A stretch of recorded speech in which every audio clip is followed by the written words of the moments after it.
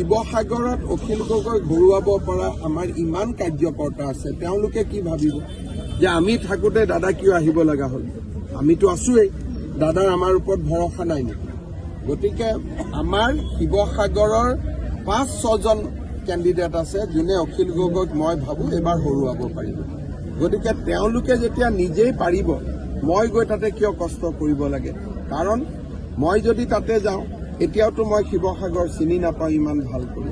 ৰাইজক মই কি কৰি দিছোঁ? একো কৰি দিয়া নাই। আকৌ ইলেকশ্যন জিকাৰ পিছত মই গুৱাহাটীত থাকিম, মই গৈ কি কৰি দিম? একো কৰিব নোৱাৰোঁ।